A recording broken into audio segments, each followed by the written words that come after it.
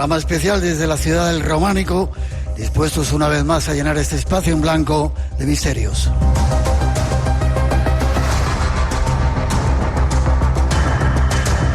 Algo que hacemos hoy desde el Teatro Ramos Carrión de la ciudad de Zamora, con los saludos de todo el equipo del programa. Esta noche en la parte técnica, un montón de compañeros. Aquí Manuel Ángel del Llano y Dover Castillo. En Madrid, Víctor Rovira, Jorge Delgado y David García. Y los técnicos de este flamante teatro, Cristian Santos, Jaime Huerga, Guillermo Luis y Carlos Pino.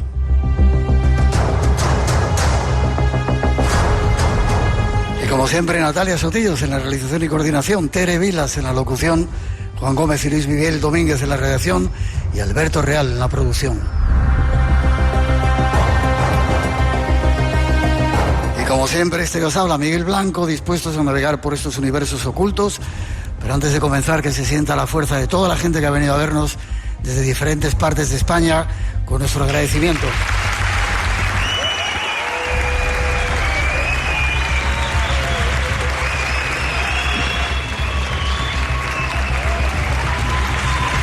Tenemos forma de comunicar con todos vosotros. Déjate caer en nuestras redes. eBlanco Radio RN. Por WhatsApp 633 50 50 11. Y en el mail espacioenblanco@rtve.es. Redes sociales abiertas y dispuestas a vuestra participación, que controlan como siempre Ramón Álvarez y Antonio Baena.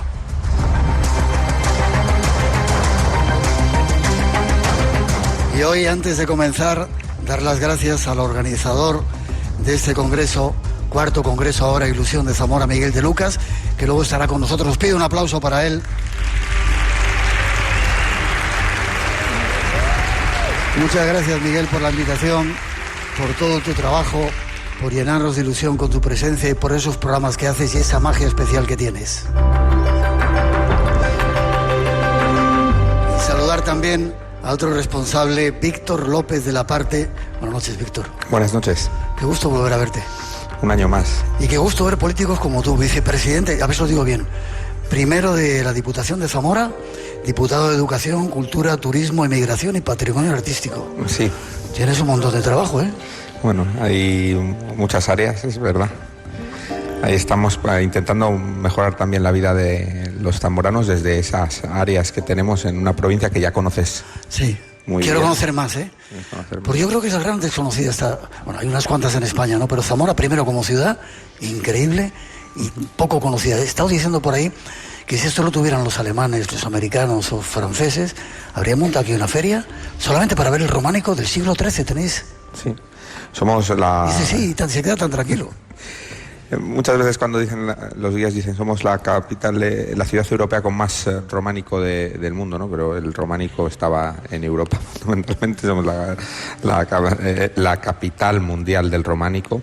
No hay más iglesias románicas en un casco urbano como lo hay en Zamora, pero además se da una sinergia muy especial en la ciudad de Zamora, que es unir el románico con el modernismo.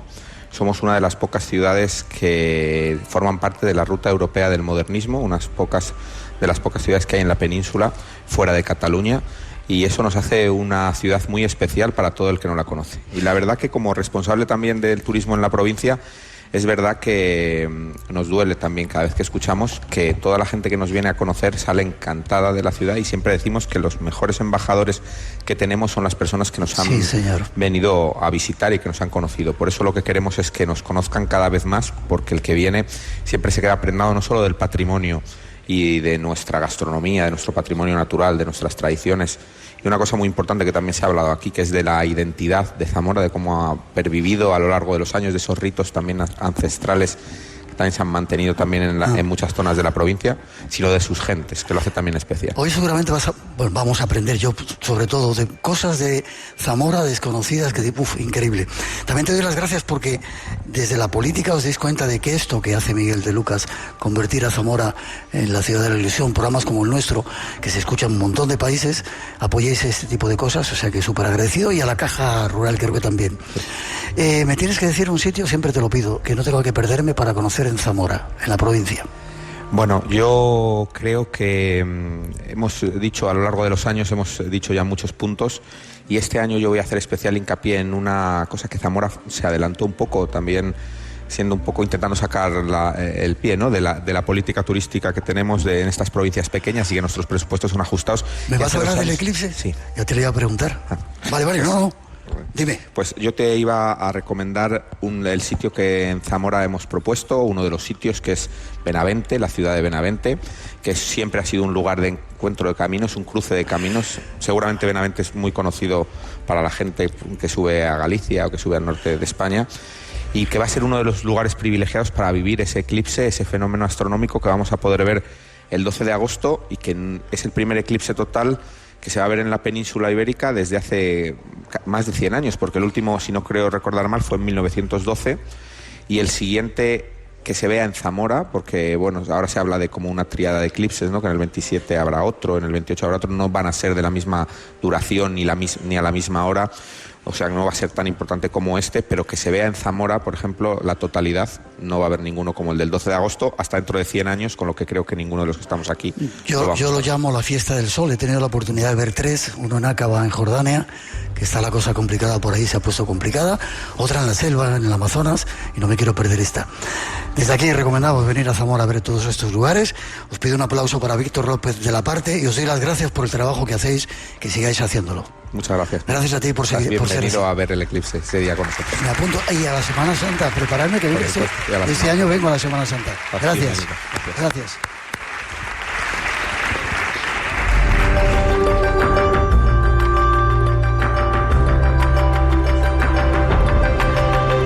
Y para hoy hay temas interesantes que no tenéis que perderos.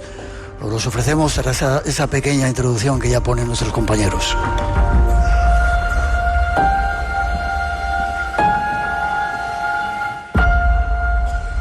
Hoy se nos presenta un programa especial desde la ciudad del Románico.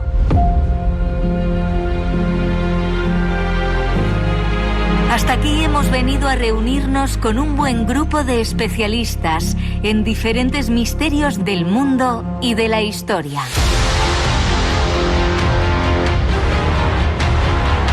Así, trataremos las últimas novedades que apuntan a que ciertas visitas del más allá pueden estar debidas a seres interdimensionales. Hablaremos también de mitos y tradiciones, de los secretos del cerebro y de caballeros y monjes legendarios.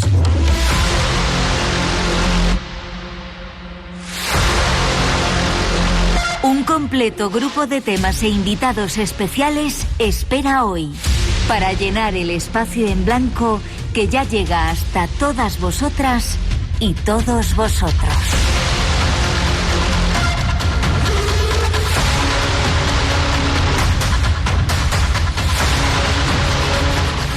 Pues esas son partes de nuestras intenciones. Y saludar a alguien que yo le tengo un especial cariño, porque es un tío grandón y tan grande como es así de bonachón y de bueno. ¿Cuánto tiempo hace que nos conocemos?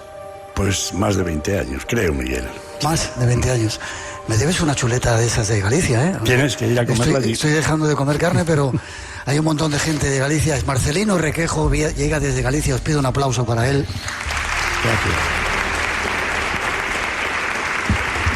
Investigador. ¿Cuántos años llevas investigando fenómenos? Porque además este señor es de los que se van por las carreteras, van a los testigos, les preguntan, estudian, escriben libros, visitantes. ¿Cómo se llama? Visitantes de otras dimensiones, el último que has hecho. Sí, visitantes de otras dimensiones. ¿Cuántos años llevas? Pues llevo 40 y algo. Sí, casi tantos como con nosotros con el programa. Pues mira, por ahí anda, sí. Bueno, ahora le voy a preguntar. Déjame que ponga una introducción y hablamos, ¿no? Porque en Galicia pasan muchas cosas extrañas, ¿verdad? Muchas. Pero no solo en Galicia, también en Castilla y León. Vale, vamos a hablar de ellas tras esa primera introducción que ofrecen nuestros compañeros.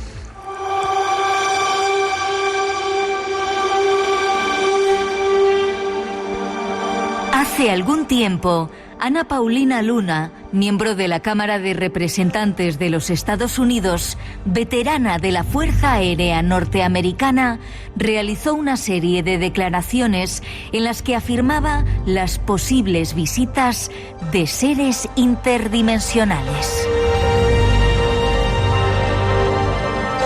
Escuchamos parte de sus declaraciones. Y siguen diciendo interdimensional, y luego cuando hablas sobre el aspecto interdimensional de, ya sabes, si estas cosas preexisten, tal vez fuera de lo que actualmente conocemos como nuestra propia dimensión, todo eso puede sonar un poco loco. Pero al final del día, sabes, mi trabajo como investigador es recibir toda la información, descifrarla, y luego desde un aspecto congresional, si tienes contratistas que están reteniendo información o operando fuera del ámbito del gobierno federal, quiero decir, hay problemas presupuestarios, pero definitivamente hay algo que puedo decirte con confianza que existe y que actualmente no sabemos cómo explicar. La congresista afirma que existen visitas de seres interdimensionales que no podemos explicar. Para tratar de entender algo más de este misterio, hemos convocado en nuestro programa de hoy a un investigador que ha realizado un trabajo titulado Visitantes de otras dimensiones, y junto a él vamos a intentar aclarar este misterio.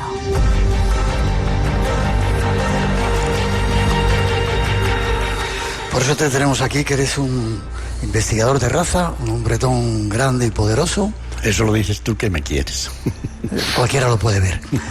¿Qué está pasando o qué pasa en Galicia? Yo recuerdo, junto con Miguel Pedrero, uno de los invitados especiales, forma parte de la familia gallega, Manuel Caraballal, Carlos, ¿cómo se llama el apellido? Carlos Fernández. Carlos Fernández. José Lesta. Sí, señor. Un montón de gallegos que en la década de los 90 empezasteis a sacar casos increíbles por esas carreteras de Lugo a no sé dónde, que de repente, ¿qué pasa cuando uno se enfrenta con este misterio? Vamos a hablar de dónde es en principio y luego nos vamos a otros temas. Una niebla, la gente pierde el sentido del espacio y del tiempo y de repente pasa algo. Sí, durante el año 96 se produjo una oleada en Galicia en la que tuvieron lugar 455 avistamientos en aproximadamente 3 meses y medio, lo cual no se había visto nada semejante. Entonces aquello nos desbordó, éramos mucho más jóvenes evidentemente y teníamos más vitalidad para movernos y no dormir y todo esto. Pero aquello nos desbordó porque realmente estaban ocurriendo cosas muy extrañas y era solo de la fenomenología ovni.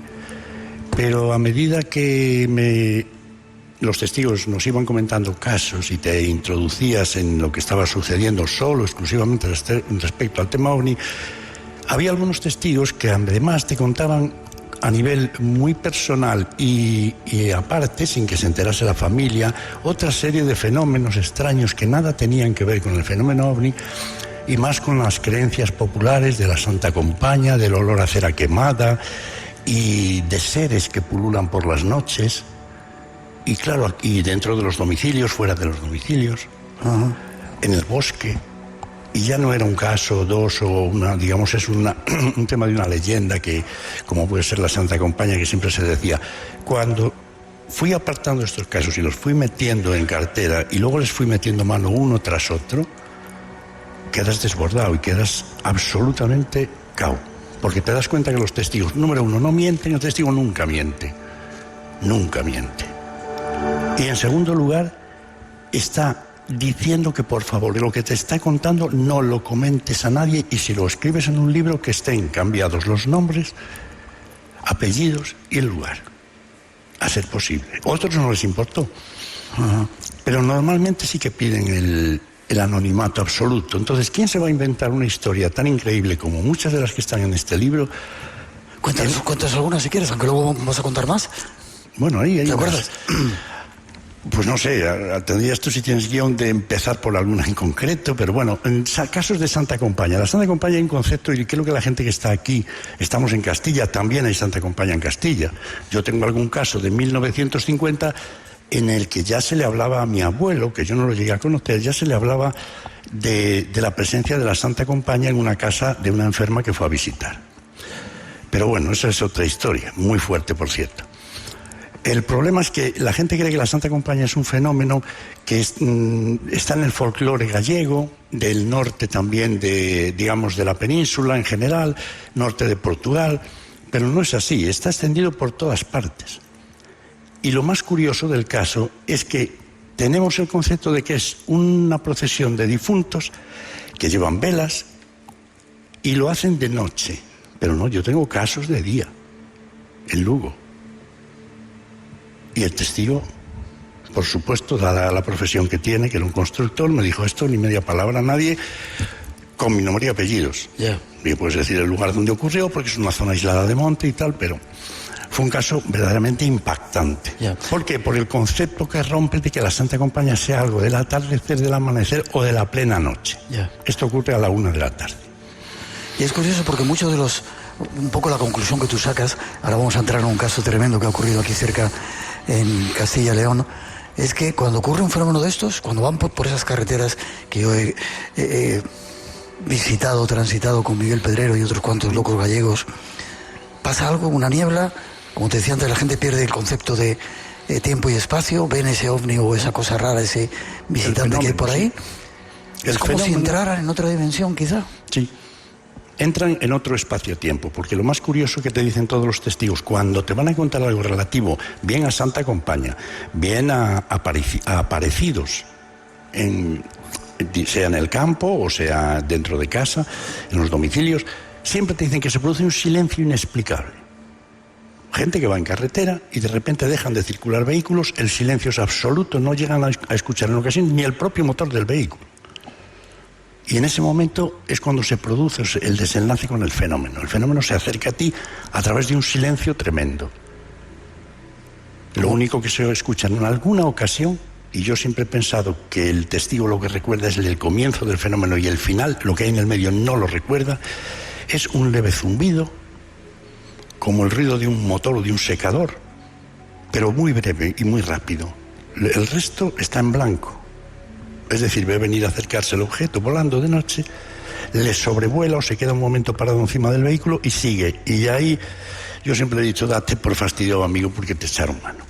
Porque no recuerda el intervalo que hay, o te lo cuenta como una secuencia de lo que vio, pero el intervalo que hay, en muchos casos de regresión, es donde sale, entre comillas, siempre poniendo lo que pueda significar una regresión. Es donde sale la realidad de lo que ocurrió en ese intervalo. Y es como si hubieran salido de aquí, de esta dimensión nuestra, y hubieran aparecido en otra, o esa otra hubiera llegado a ellos. Yo creo más bien que es la otra dimensión la que atraviesa en determinados momentos nuestro plano y nos deja ver algo que no comprendemos. Eso es lo que decía esta política americana, que quizás estemos conectando con seres interdimensionales. Espacio en Blanco. Tu cita con el misterio en Radio Nacional.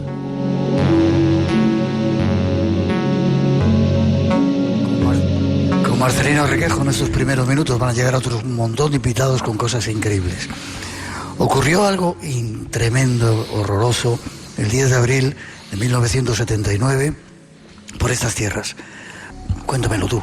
Un accidente de unos niños de un autobús que venían de Galicia, creo. No, era al revés, era una excursión escolar que venía de Madrid, de Madrid, en la Semana Santa de 1979, el 10 de abril a las 4:30 de la tarde.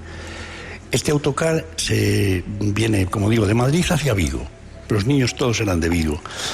Y se detiene en Benavente, a la salida de Benavente, para recoger a un soldado que hacía el servicio militar en Figueiredo, en Pontevedra. Te iba a cortar diciendo que alguien me ha comentado, que lo quería decir cuando estaba nuestro compañero político, que en Benavente que pare el tren para que pare el tren en Benavente también, ¿no? Vale. Hombre, no, normal que pare el tren en Benavente. No, pero me decían que no paraba, no sé qué, que pare el tren, que llegue a todas las partes para que podamos llegar a esta ciudad, a esta tierra nuestra. Vale, llegan a Benavente, ¿qué ocurre?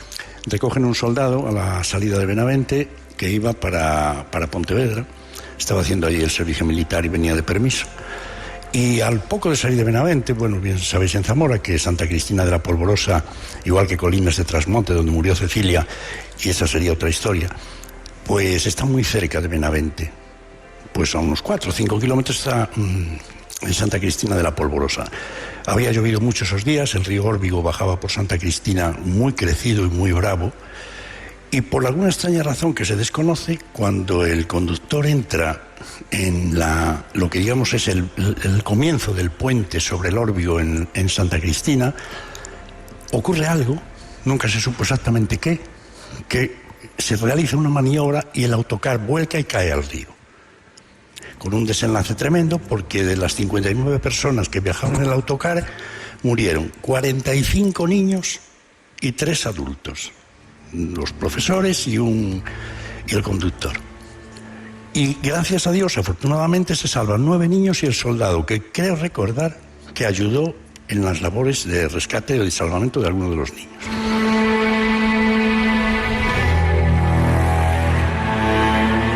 Algo pavoroso que ha sido el accidente más grave que ha habido en esta zona. Tú eres de Zamora, ¿no? Sí, del pueblo de Sanabria. Vale, pero vives en Galicia. Sí. Vale. ¿Qué pasa después con toda esta historia? Porque creo que últimamente están ocurriendo cosas que ponen los pelos de punta. Mira, yo para serte sincero, últimamente, claro que se producen cosas allí, pero no me han llegado. A mí lo que me llega es que el accidente se produce en 1979 y 12 años después, en el mes de agosto, un matrimonio de Álava viaja y al pasar por Santa Cristina, llevaban una roulotte, deciden detenerse y acampar debajo del puente porque estaba acondicionado como zona de baño. Y bueno, bien, dejan allí la roulotte y cuando llega la noche habían montado una tienda de campaña para que el padre y un hijo durmiesen en la tienda de campaña y la madre y los otros 2 hijos dentro de la roulotte. Y a eso de las 3 de la madrugada se produce una situación verdaderamente terrorífica, porque de golpe y porrazo, y pensando la madre que se trataba de algún animal que anduviese fuera de la roulotte, se sienten unos golpes leves sobre la roulotte. Inmediatamente, la madre golpea con fuerza para, si es un animal, que se espante y se vaya, ¿no? Y lo que ocurre a continuación sí que es terrorífico. Como si un montonazo enorme de personas se golpeasen con las manos la caravana por fuera. Pero una cosa que duró casi 10 minutos.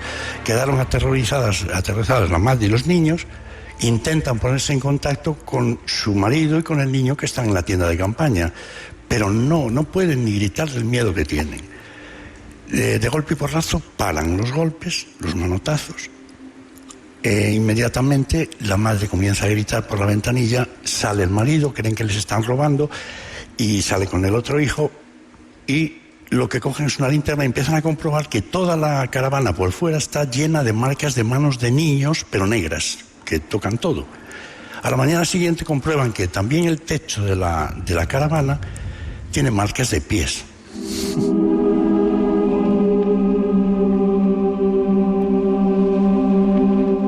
Y claro, no había nadie. No había nadie. Había más gente acampada por allí que seguramente no se enteraron absolutamente de nada. Pero ellos, a la mañana, van al pueblo, a Santa Cristina, y comentan en una tienda lo que les acaba de pasar. Y había más vecinos allí que escuchan esto. Y claro, te esperas que la reacción sea, ¿pero qué dice usted? No. Le dice, no, mire, más gente que ha acampado ahí ya le han pasado este mismo fenómeno. Curioso. La respuesta es muy curiosa. Y eran manos pequeñas. Eran manos muy pequeñas, como de niños, y como si estuvieran carbonizadas y marcando todo de negro, todo lo que es la superficie exterior de la caravana. Y alguien puede decir, pues, será un caso único, será... No. Según la gente del pueblo, no se alarmaron en el sentido de que había más gente que ya les había pasado algo similar, estando acampados allí por la noche. En mi último libro contemplo un caso de la Santa Compaña. En general, cuento el caso no conocido y poco frecuente que se pueda dar de una Santa Compaña vista en pleno día a la 1 de la tarde. Y digo, como dije en Bermujos hace poco en Sevilla en una conferencia, dije, pero hay una cosa que la gente desconoce, porque es mucho más terrorífica que la propia Santa Compaña. Y es lo que en Galicia se llama, y yo no lo sabía, y sobre eso tuve que buscar información y testigos que me contasen, porque eso está como una cosa, un tabú tremendo, peor que la Santa Compaña, es la Santa Compaña de niños. En Galicia, normalmente, cuando se habla de este tema en voz baja y se procura que no se entere absolutamente nadie, porque no es bueno que tú comentes cosas así. A una Santa Compañía te van a decir, bueno, sí, pero muy bien, pero eso es una tradición y tal. Pero la Santa Compañía de Niños es un paréntesis, es algo aparte. Es mucho más tremenda. Y en algunos de los casos que cuento en el libro, sobre todo en uno que hay en Seixas, en la zona de Villalba, es vista de día y se ve a los niños jugar y salen de allí las dos testigos aterrorizadas porque saben el significado de lo que sería meterse ahí, es no volver nunca más, o volver dentro de 30 años. Es decir, desaparecer literalmente.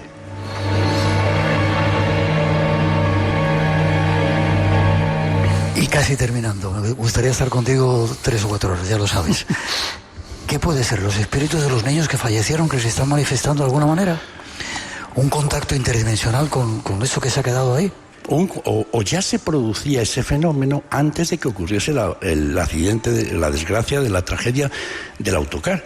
Igual ese fenómeno ya se estaba produciendo antes, pero allí no estaba condicionado como zona de baño, no era una zona de camping, entonces lo desconocemos. No tenemos testimonios de si antes se producía ya el fenómeno, que podría ser, pero dadas las circunstancias de lo que ocurrió y las manos pequeñitas, se asocia que posiblemente sean los propios niños jugando, como una Santa Compañía de Niños. Tremendo. Yo estaba investigando un poco, tratando de encontrar más testimonios. Alguna gente que ha acampado en esa zona dice que de repente ven un niño a media tarde que llega, como que se acerca para pedirles algo, le van a buscar agua, no sé, de repente se dan la vuelta y no está. Niños pequeños en esa zona. Es como si no hubiesen asimilado que han fallecido, y como el tiempo en el otro lado no es igual, que aquí no corre de la misma manera, eso pensamos.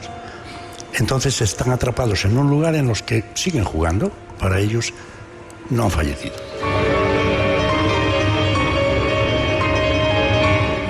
¿Cómo os habéis quedado? Os digo al público que está aquí. Tremendo. 2 minutitos, cuéntame algún otro caso de esos que tienes en el libro. Yo no he escogido ninguno porque contigo... Mira, te voy a contar un caso en el que el testigo no le importó que se dijera que él era el testigo. Y lo puedo decir bien claro, porque además es una persona encantadora. Hicimos un documental hace 2 años sobre la Santa Compañía, es el director de cine Fernando Cortizo.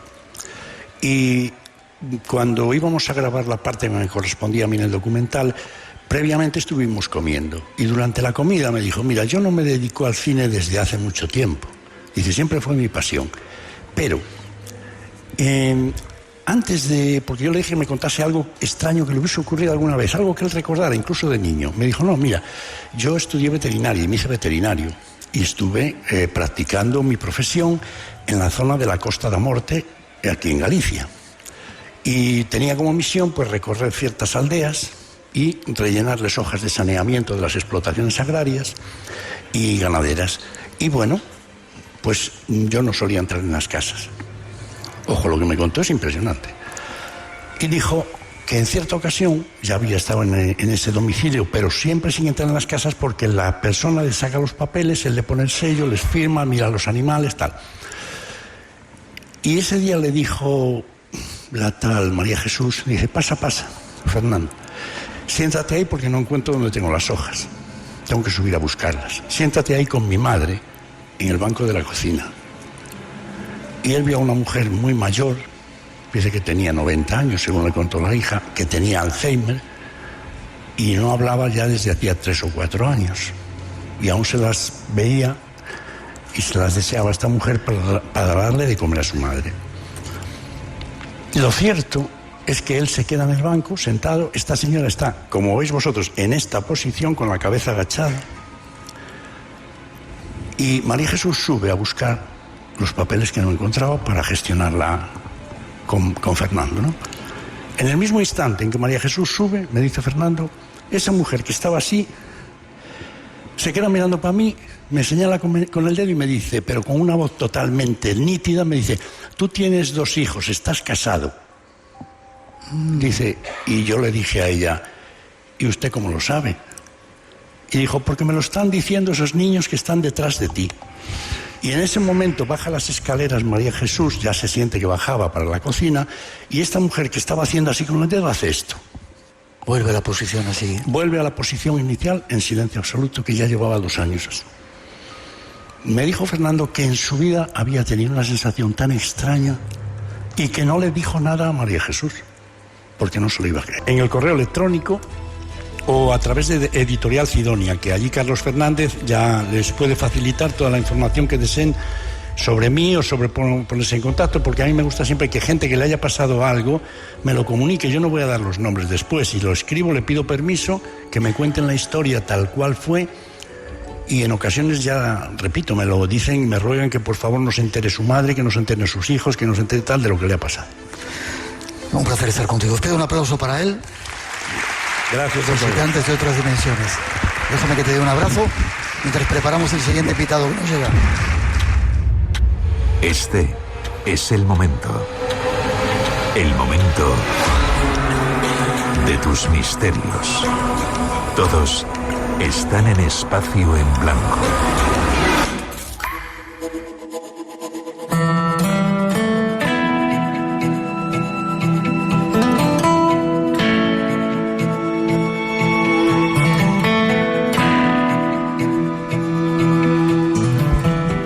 Cambiamos de tema y de invitado y damos una pista del nuevo personaje que se acerca al Espacio en Blanco. Decimos que este programa va a estar lleno de personajes que nos van a descubrir un montón de cosas interesantes.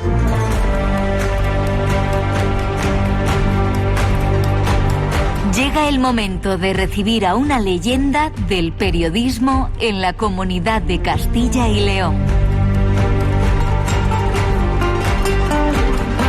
Gracias a su incesante trabajo, han pervivido costumbres, leyendas, lugares que no deben perderse. Y hoy lo recibimos con nosotros para seguir escuchando esos ecos del pasado y para descubrir tradiciones que nos han hecho lo que somos y que no debemos olvidar. Y es Javier Pérez de Andrés. Pido un aplauso para él. Qué placer tenerte siempre en el Espacio en Blanco cuando venimos a Zamora. ¿Cuánto tenemos que aprender los periodistas de ti? Va. ¿Cuántos años llevas? Pues 28, 30 años. ¿Solo? Casi. Solo. Soy muy niño todavía. Encantado, Miguel, de estar en tu programa, en uno de los programas referentes de la radio española y de aquellos que amamos lo difícil, lo complicado, lo que nadie entiende. Y bueno, pues soy un buen seguidor. Porque eres un tío inteligente. ¿Y qué quieres que te cuente? Espera que te diga. Ver, Qué bonito sí. que estés de acá para allá. Estábamos esta mañana en el desayuno, acá para allá, en montones de lugares, hablando de muchas cosas que ahora se han puesto de moda, y hay youtubers y gente de esa que iba a decir que no tiene mucha idea y que lo saca de yo que sé de dónde. Y tú vives las sensaciones, las fiestas, las costumbres para recuperar algo que es increíblemente importante, que es la tradición. La tradición es la que nos une a la tierra, es como las raíces. Claro. Si eso nos lo cortan, que están tratando de contárnoslo, no somos nada. Así que yo te doy las gracias en nombre de mucha gente de Castilla y León, de gente que te vamos conociendo, por no permitir que eso se muera. Muy bien, no, me halaga lo que me dices, pero no he hecho más que ejercer, y todavía lo hago, de periodismo. Lo que ocurre es que elegí un escenario enorme como es el de esta región, que es un verdadero arcano, con 9 provincias, el Bierzo, 60 comarcas naturales, más o menos identificadas, y las 9 lindes de las Portugal y las comunidades autónomas, con lo cual participamos en 30-40 kilómetros al lado de Extremadura, de Madrid, de Galicia, de Aragón, de Euskadi, de Cantabria, de Asturias, estamos rodeados. Y fíjate qué arcano más importante. Ahí es donde yo me he batido el cobre, he llevado los garbanzos a casa y he pagado los créditos que he llegado a pagar. Parte del Camino de Santiago. ¿Conocías la historia de esa de los niños del 79? Sí, he oído hablar de ellas y además me encanta escuchar a Marcelino Sanabres, que algún día tenemos que contar qué pasó en el lago de Sanabria. Ah, sí, el monstruo que había ahí, la campana que suena, ¿no? Unamuno lo cuenta la noche de San Juan. Pero sí ha habido más accidentes en Muñoz, en Salamanca, un accidente de los portugueses, no muy lejos. Fue el diciembre, las navidades más tristes del Campo Charro en Salamanca, donde otro autobús de niños que iban al colegio fallecieron cerca de 40-50. Fue horrible. Y luego los que venían a pasar la Nochebuena desde París a Lisboa, otro accidente a los 2 o 3 años, coincidiendo en las fechas de la Navidad, también fue una tragedia. Las tragedias de los trenes de antaño, nunca supimos qué es lo que pasó. Ahora esperemos que no sea igual y que lo sepamos también. Vale. Yo decía que este programa ojalá sirviera para toda la gente que ha vivido todas esas tragedias, la de los trenes, la de la Dana, las de últimamente de las inundaciones, y toda la gente que está metida en guerras, de esas que hemos olvidado y de las que están empezando por ahí. Quiero que me cuentes alguna de las historias que tú sabes contar, de esas que nos gustan a nosotros de misterio. Fíjate, venía pensando, a mí lo de las mascaradas, que casi ha coincidido con tu presencia en Castilla y León, aunque nunca has dejado Castilla y León entre los contenidos de tu programa. Las mascaradas es un fenómeno tremendo. Pero recordé viniendo para acá una historia que todavía tengo un montón de dudas y me dejó en el aire. Empezamos. Hablamos del Canal de Castilla, el sueño de la Ilustración, siglo XVIII. Hay que buscar una salida para las harinas de las grandes estepas cerealistas, y los ilustrados, los ingenieros de aquella época, hacen un río artificial, el Canal de Castilla, con la intención de llegar de Santander a Madrid. Empiezan en el Alar del Rey, recogen las aguas de los ríos, del Pisuerga, y van construyendo un canal que va salvando los desniveles con 3 ramales, el norte, el sur y el de Campos. Cada X tiempo había una esclusa. Esa esclusa era como las del Canal de Panamá y como las de Suecia, pero en pequeño. ¿Y qué pasaba? Que claro, cuando ya tenían las obras más o menos terminadas, 400 barcazas iban circulando, salvando los desniveles con los vasos de las esclusas, y aquello era un trajín. Todos los pueblos de la tierra de Campos, la tierra de mis mayores, el mundo de los barcos y del Canal de Castilla era impresionante. Llegó el tren y se fastidió. Pero quedó la actividad todavía donde se trasladaban cosas. Un día, de hace no muchos años, con motivo de una efemérides del Canal de Castilla, que depende de la Confederación Hidrográfica del Duero, se convocaron una serie de señores y yo estaba allí, me tocó moderar. Uno de ellos se llamaba Emiliano, tenía 93, 94 años, era el último barquero que quedaba vivo del Canal de Castilla. Aquella vez empezó a contarme algo y luego terminó la tertulia y me senté con él y me contó. ¿Qué te contó? Hace muchos años, yo una noche de frío, gélida, iba con mi patrón de barco en una de las barcazas. Transportábamos carbón y nos calentábamos. Llegamos a Paredes de Nava, a una pequeña dársena que llaman las Casas del Rey. Llegamos allí y nos preparábamos, nos disponíamos a dormir en la pequeña dársena antes de pasar la esclusa y continuar el viaje del Canal de Castilla. Qué curioso. Dice, aquella noche, que hacía mucho frío, y lo contaba muy bien. Me acabo de acordar al venir para acá. Como tú, también como tú. No, lo contaba muy bien. Y me decía, llegamos allí, y ya cuando nos íbamos a calentar, habíamos despedido a la familia de los escluseros, que eran los que vivían en las casas que había al lado de la esclusa, los que daban el paso para abrir las compuertas, para que bajara el vaso del nivel del agua y continuaran el camino. Y a lo largo, enfrente de donde el Canal de Castilla siempre tiene 2 caminos de sirga al lado, siempre. Y vieron unas sombras que venían. Se quedaron mirando, se fueron acercando y eran 2 niños de 8 y una niña de 7 o 8 años. Los niños venían ateridos de frío, casi sin ropa, asustados. Y venían, entonces los 2 que estaban allí vieron, pero dos criaturas salieron de él rápidamente. Los niños se echaron a llorar, les abrazaron, llamaron a la esclusera, la mujer que llevaba la esclusa. Salió la mujer, les vio, les tapó, bueno, y les dijeron, pero ¿qué hacéis? ¿Pero qué os ha pasado? Y dice, no, es que madre no nos habla hace muchos días y hemos venido porque mi madre no habla. ¿y dónde vives? Vivo en una casa, más o menos lo indicaron. Llamaron a la Guardia Civil. Al día siguiente fueron a buscar esa casa y efectivamente ahí estaba una casa derruida, destartalada, casi sin tejado, y una señora muerta.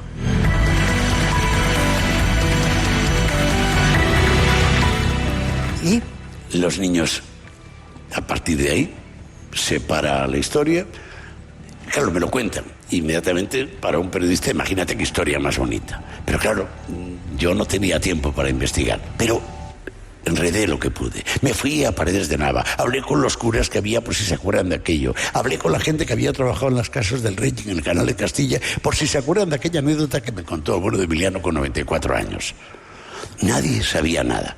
Me fui al castillo de Valdenebro, que es una población cercana a la ciudad de Palencia, donde está el archivo municipal de los hospicios, por si había alguien allí. Al final nunca se supo qué pasó con aquellos niños. Aquello es una de las historias más extraordinarias que he conocido y que siempre me han quedado las ganas de buscarlo. A veces he soñado con llegar algún día a algún sitio y que desde un lugar como este se levantaran dos ancianos y dijeran: nosotros somos los niños que aquella noche hablamos con Emiliano.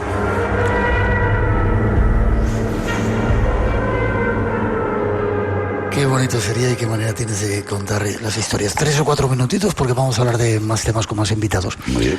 ¿No serían niños como los que contaba Marcelino? Apariciones de niños que llegaban por ahí. Ay, madre mía, lo de Marcelino lo está escuchando. A veces había un poco de dificultad ahí. Hay muchas historias, muchas leyendas. Hay muchas historias que en esta región, yo me acuerdo del cura aquel, del padre San Felices. Hace muchos años yo siendo niño, y aquellos ovnis que atacaban a los, que tiroteaban a los tractores, que eran, bueno, el cura de los ovnis. Siempre fue muy importante y además sigue siéndolo, nunca. Eso te iba a preguntar, la gente, tú que estás en contacto con ellos ahora, no sé si los jóvenes, ¿siguen contando esas historias? ¿Sigue el miedo, sigue la tradición, sigue la Santa Compañía, toda esta serie de cosas? ¿O ya se está olvidando, por desgracia? Yo creo que se está olvidando bastante, pero las historias, esas historias rocambolescas que han ocurrido, de crímenes, de cosas que no se llegaron a aclarar nunca, que pasaron en los pueblos, en el corazón profundo de la tierra de Campos o de cualquier comarca de Zamora, es riquísima: Sanabria, Ariste, la Carballeda, Sayago, la tierra de Campos, la Sierra de la Culebra. Es impresionante, está lleno, son ciudades muy viejas, muy antiguas, de tiempos de antes de Viriato, y que tienen ahí un depósito escondido que a veces los arqueólogos lo sacan y los antropólogos lo investigan. Y vosotros os encargaréis de descifrar algunas incógnitas que todavía quedan sobre si Viriato, por ejemplo, era nuestro o era de Viseu, de Portugal. Yo digo que siempre era nuestro. De aquí. Yo siempre creo que era de aquí. Claro. En un minuto, dime algún lugar del Camino de Santiago que te haya llamado la atención o que haya un misterio. Mira, voy a ser muy rápido. Uno de los lugares que recuerdo con mucho más cariño es Manjarín, un pueblo abandonado que hace 40 años el templario, el bueno de Tomás Alonso, llegó allí, puso una rosa de los vientos, puso una cruz del Temple, y desde entonces hasta que falleció hace unos días era el último templario que custodiaba Manjarín, en Montirago, el que separa el Bierzo de la Maragatería. Defendió hasta el último momento a los peregrinos que pasaban. Es el recuerdo más entrañable y más triste que tengo del Camino de Santiago, que, por cierto, ya entre unos y otros, los políticos en general se lo están cargando.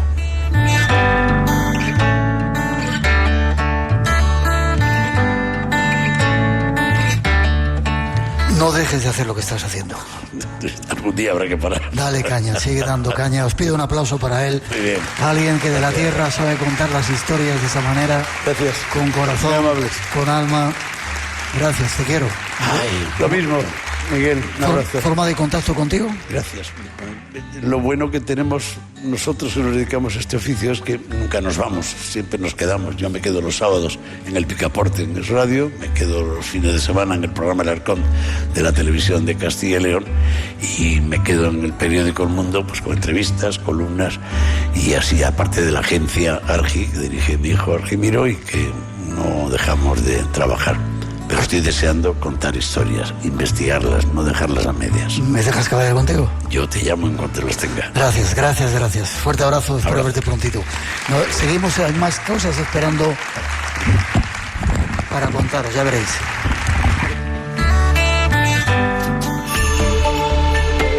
Si puedes imaginarlo, ¿por qué no vivirlo? Si les ha pasado a otros, ¿por qué no a ti? Espacio en blanco. El lugar donde encuentras lo improbable.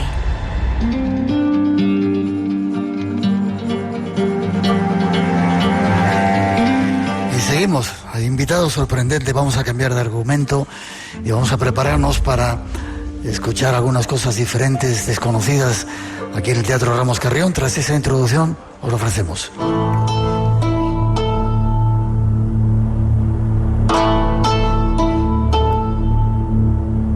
Existen muchas órdenes de las denominadas de caballería que desde el pasado proyectan su sombra en nuestros días.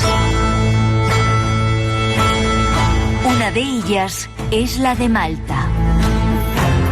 Los caballeros hospitalarios, también conocidos como la Orden de San Juan, fueron una orden militar y religiosa fundada en el siglo XI en Jerusalén durante las Cruzadas.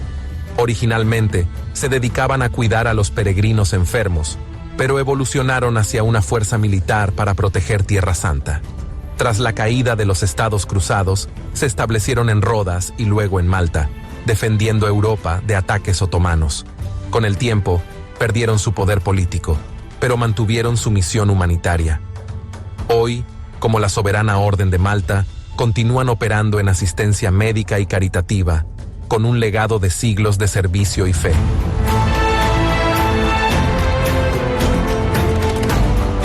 Conocer algo más de esta legendaria orden será nuestro próximo propósito.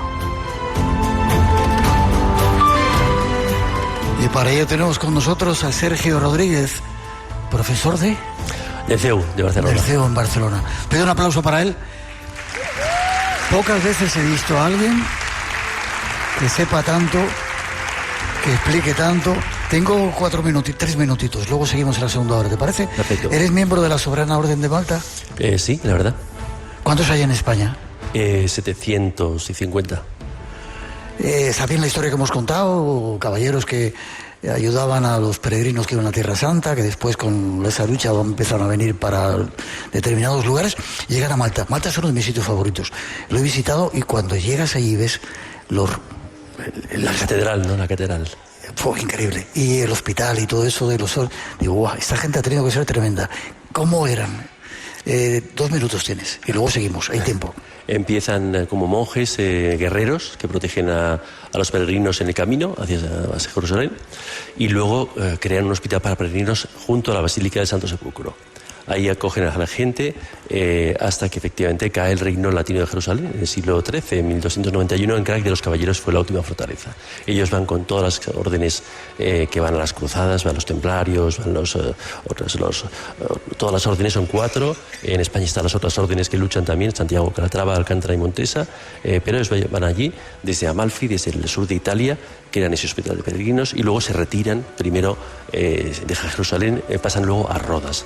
Y desde Rodas pasan a Malta, precisamente porque el emperador Carlos, España, les ofrece la isla de Malta a cambio de un halcón, el famoso halcón maltés. De oro cada año. Pero ellos estuvieron allí hasta que llega Napoleón, y Napoleón les echa porque ellos tenían prohibido luchar contra otros cristianos. Entonces se retiran y se van a diversos puntos de Europa hasta que se reunifican ya en el siglo XIX y se tienen la sede actualmente en Roma, ¿no? En la ciudad de Roma. ¿Tiene que ver algo con los templarios o no tiene nada que ver con los templarios? Es una de las órdenes más que había en aquel tiempo. Había varias órdenes de ese tipo. Los templarios fueron suprimidos. Todo lo que hoy en día que se proclaman templarios no son auténticas órdenes templarias, fueron suprimidos porque habían acumulado mucho poder. Salvo Jarón, que era el último templario que había por ahí. Entonces contaba... Efectivamente. Pero sí fueron suprimidos por el Papa porque tenían mucho poder. El rey de Francia no le gustaban, entonces se acaba. Y las propiedades en España pasan a la orden de Montesa, que estaba en la zona de Levante sobre todo, ¿no? Entonces la presencia en España de la Orden de Malta fue muy histórica, fue el primer lugar, de los primeros lugares, la rama femenina en Sigena, en la Corona de Aragón, y la masculina aquí en Zamora, en la encomienda de Valderagüeña. En Zamora, has dicho. En Zamora, muy cerquita, en Toro. Eso es lo que quería descubrir. Nos quedan nada, 30 segundos. Tenemos que despedir la primera y luego sigues. Yo no sabía que esa orden, soberana Orden de Malta, había llegado a Zamora y que está llena de su impronta, sus huellas. Ahora recorremos un poco todas las pistas, pero efectivamente, me gusta pensar a veces, el universo es circular y el centro está en Zamora. El universo es circular y el centro está en Zamora. Eso es. Y te quedas tan tranquilo. Para esta hora de la noche, sí. Bien.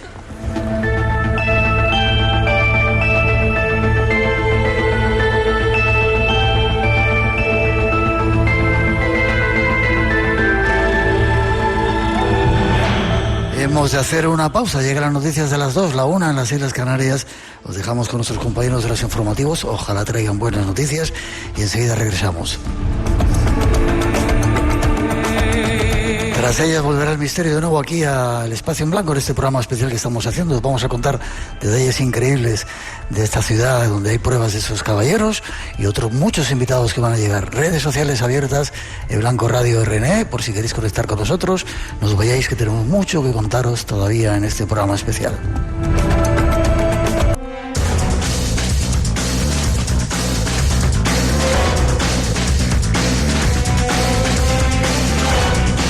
Después de las noticias de las 2, la 1 en las Islas Canarias, regresamos. Tenemos todavía una hora para disfrutar de ese programa especial que estamos haciendo en el Teatro Ramos Carrión en Zamora, con un montón de público que sigue estando aquí todavía con nosotros.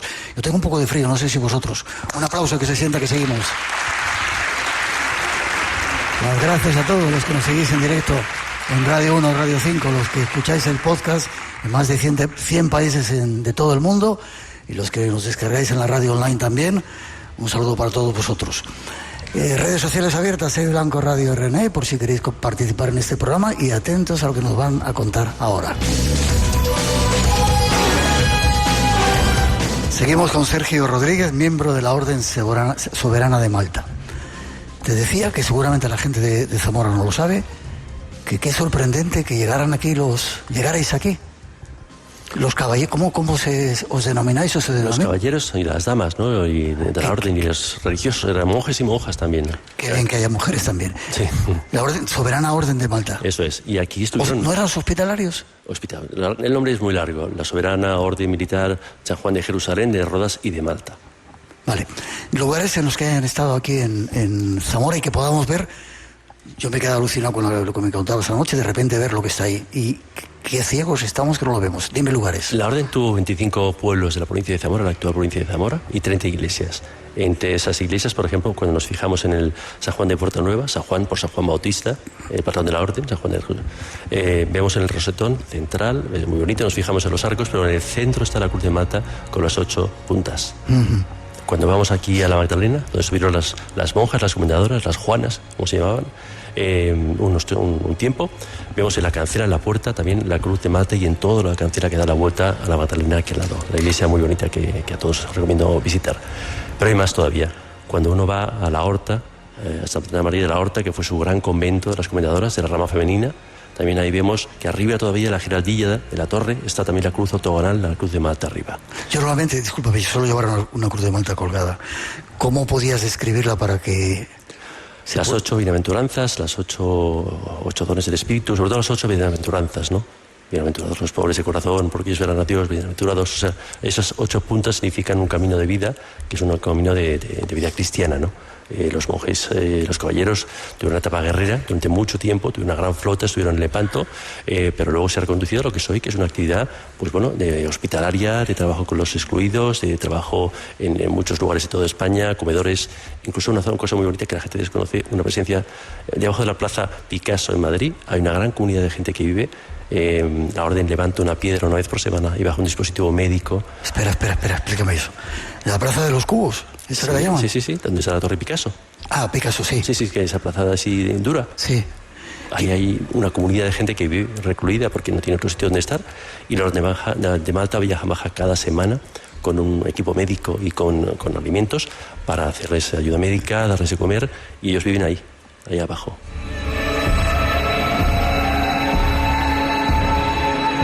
Sergio, ¿por qué no nos enteramos de esas cosas? Bueno, es un poco la vida, hay que ser un poco inquieto, ¿no? Hay que tener los ojos bien abiertos porque la realidad está delante nuestro y hay que estar un poco atento. Hay que tener los ojos bien abiertos, ¿no? No se viene aquí, se viene a ver los detalles. Y en la vida creo que se viene a ver los detalles pequeños que la gente pasa antes desapercibidos, pero no por nada oculto, sino porque la vida es así, para vivirla con los ojos abiertos. O que solamente, como dicen los iniciados, para los que saben ver o los que tienen ojos para ver. Sí, o como dicen en el mundo oriental, con los ojos del corazón, ¿no? Ya, nos han puesto en un hotel súper chulo y al lado hay una iglesia y ahí está la Cruz de Malta. Eso es, la Cruz de 8 puntas, con los 8 bienaventuranzas, está ahí arriba también. Y está en muchos lugares, en la Plaza de los Cientos, también está ahí una casa con todas las cruces de Malta.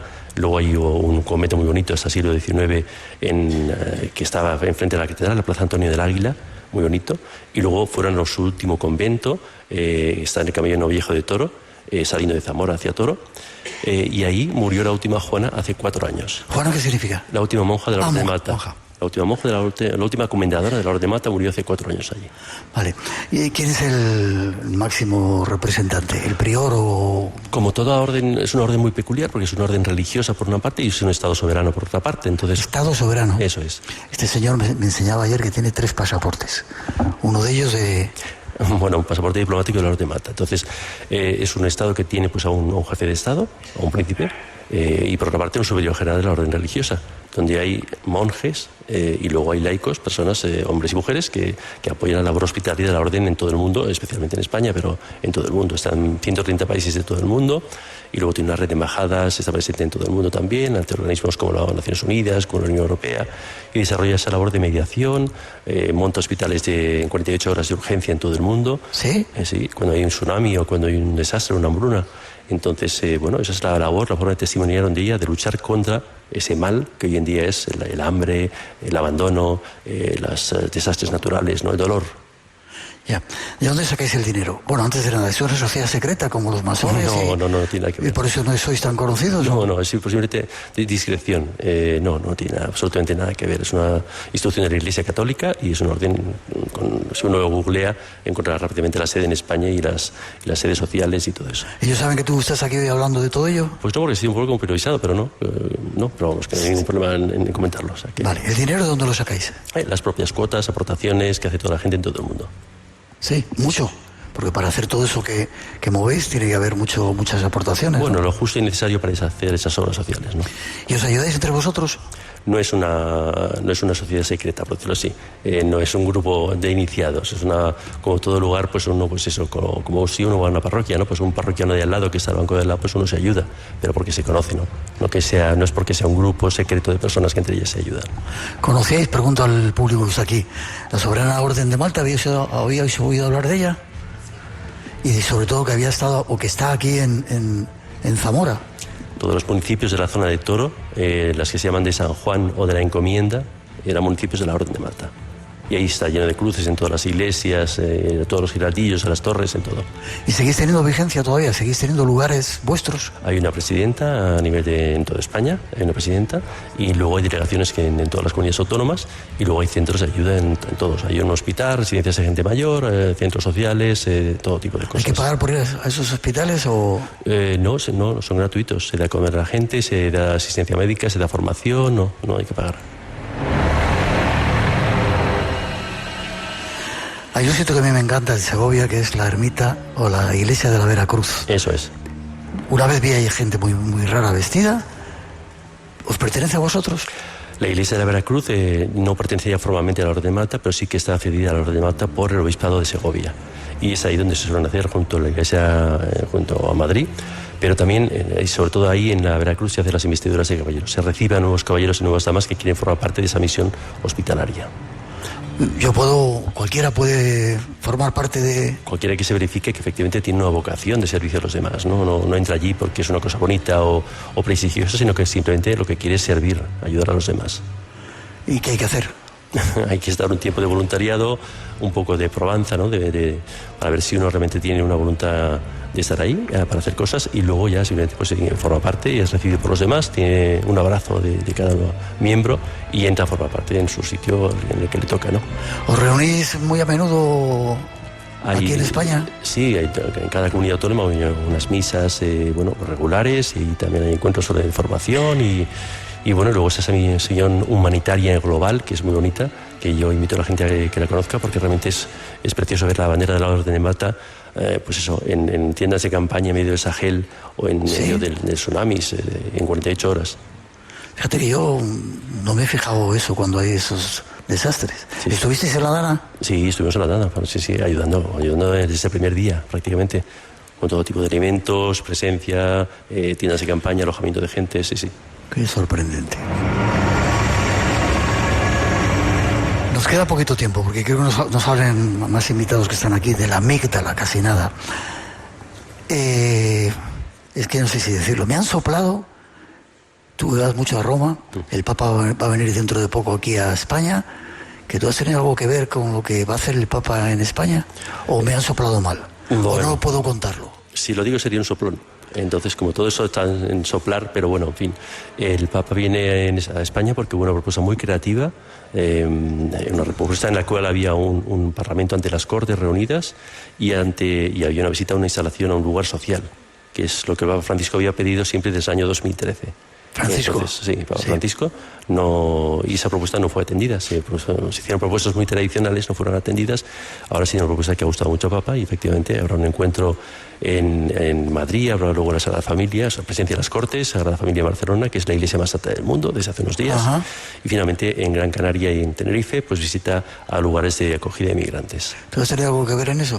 Puede ser.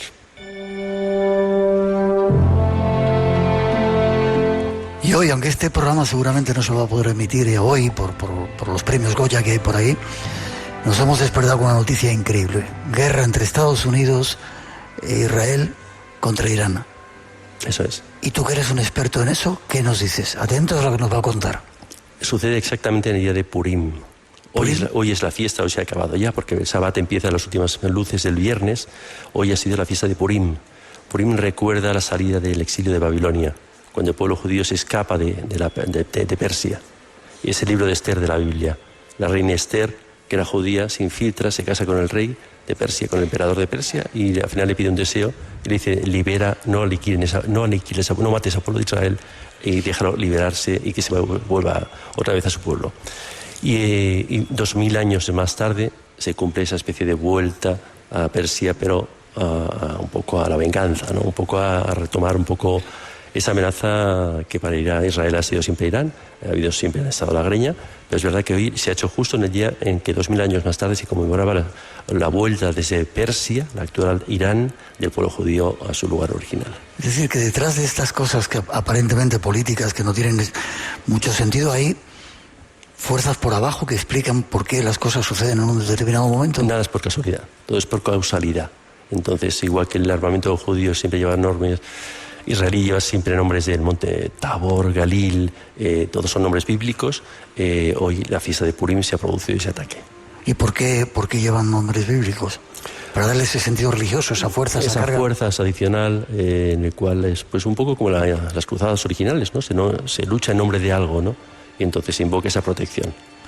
Vale, antes de terminar, ¿cómo ves el mundo? ¿Cómo ves el futuro? Y casi nos vamos a hablar un poco de la amígdala. Bueno, complejísimo.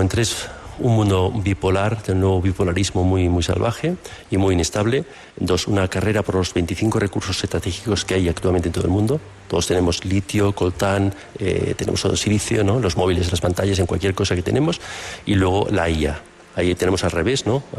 Ahora ilusión. Sí. Pues eso, en inglés sería inteligencia artificial, que es la última gran tendencia que yo marco. Hay 3 grandes tendencias que van a marcar los próximos 25 años.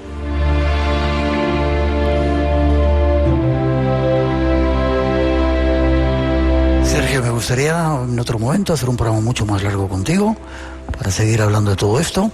Forma de contar todo esto, ¿qué dicen tus alumnos? Das clases de historia, Estoy ¿no? en la línea, en el abismo entre lo friki y lo sabio. Entonces, bueno, en fin, les gusta, les explico cosas y les digo siempre que entiendan las cosas, que no se pierdan los detalles, que no se aprendan nombres ni fechas, que entiendan por qué suceden las cosas, porque así sabrán las consecuencias y sabrán cómo evitarlo en otra ocasión. ¿Escuchas el programa? Sí, escucho el programa. ¿Te gusta? Sí, felicidades. Qué bien que tengamos gente como tú. Os pido un aplauso para él y te pido forma de contacto contigo. Hay varias. Una, si me queréis leer, si tenéis tiempo, veis mis artículos de La Vanguardia, mi columna de opinión en La Vanguardia, que es googleando La Vanguardia pues, con mi nombre y me encontráis ahí. Y eso es mi principal medio. Tengo también un LinkedIn, pero os vais a aburrir mucho, con lo cual sobre todo recomiendo la paciencia de leer los artículos de La Vanguardia. Mañana será sobre precisamente este tema. No lo perdáis a este personaje. Gracias por haber estado aquí, por todo lo que nos cuentas y por tu trabajo. Gracias.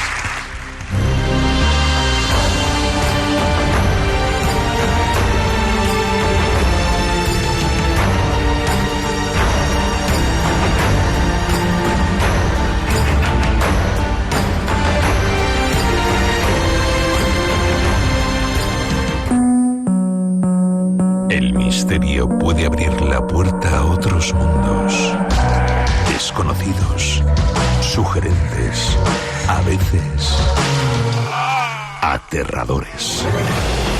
Y tú eres la llave. Descúbrelo en Espacio en Blanco, en Radio Nacional, con Miguel Blanco.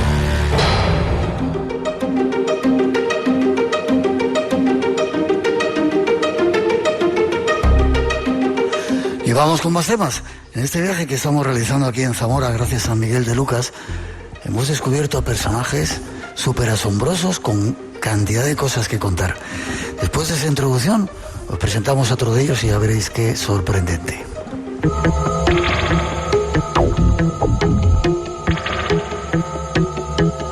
En el cerebro tenemos un mecanismo que nos ha preservado desde el inicio de la humanidad del peligro. Se llama la amígdala. En el canal Psicoactiva encontramos algunos datos. La amígdala es un conjunto de núcleos de neuronas localizadas en la profundidad de los lóbulos temporales. Forma parte del sistema límbico y su papel principal es el procesamiento y almacenamiento de reacciones emocionales. ¿Qué relación tiene la amígdala con las emociones? Es la responsable de que podamos escapar de situaciones de riesgo o peligro. Parece tener relación en el manejo de nuestras emociones, así como en otros procesos psicológicos básicos, como el aprendizaje y la memoria. La amígdala es como un interruptor que conmuta aquellos sentimientos que nos arrebatan la razón en los momentos de tensión. El cerebro y sus funciones, un enigma que se está tratando de conocer.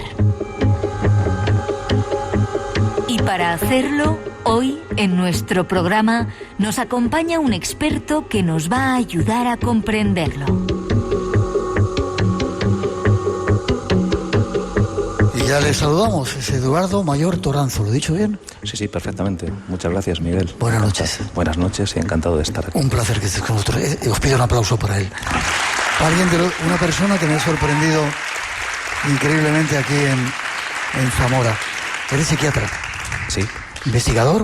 También. Participo en ensayos clínicos también. ¿El qué? Participo también en ensayos clínicos. Ensayos clínicos. Exacto. ¿El cerebro es tan desconocido o estáis empezando a descubrir el cerebro ya? Porque antes se decía que el cerebro era más desconocido que el fondo del mar, que la luna. Había más pruebas de cosas que se habían encontrado en la luna que del propio cerebro. Estás muy bien informado. Sí, así es. El cerebro es el gran desconocido. Estamos poco a poco adentrándonos en él y es un tremendo misterio. ¿Cuántas neuronas tenemos? Millones de neuronas. Ten en cuenta que estamos hablando de aproximadamente 30-35 billones de células en todo el cuerpo. ¿Billones? Billones de células en todo el cuerpo. Neuronas, una parte de ellas son neuronas. Y neuronas estamos hablando de millones de neuronas. Hasta hace, no sé, muy poco tiempo se decía que las neuronas teníamos una cantidad limitada exacto. Y que se iban perdiendo y que ese era un poco el origen de la decrepitud, de los fallos que teníamos. Pero parece que se está descubriendo que se pueden... Sí, vamos a ver, sí.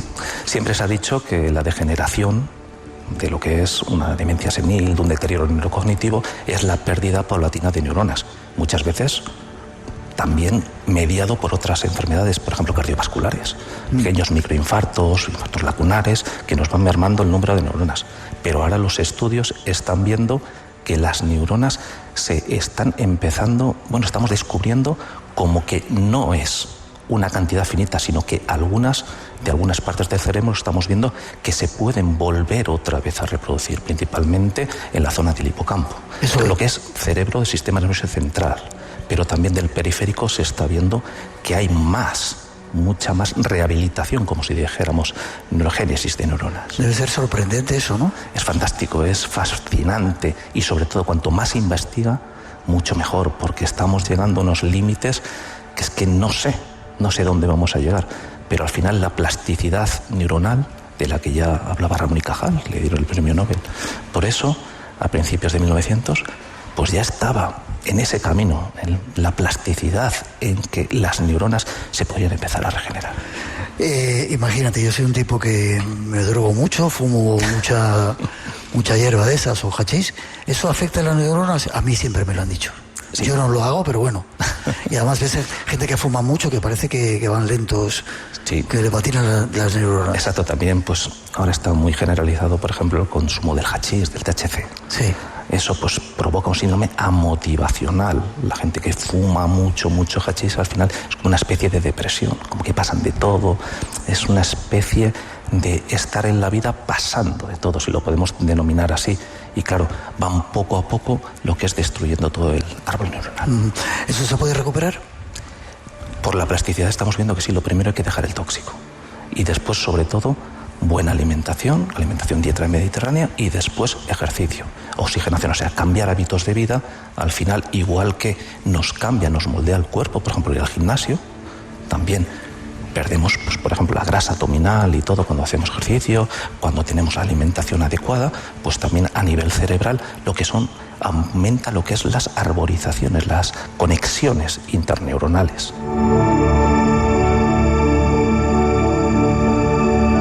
Vamos con el asunto de lo que es la amígdala. Son temas que normalmente no tratamos con esta profundidad con alguien como tú en el programa, pero que es tremendamente significativo y sorprendente. ¿Qué es la amígdala?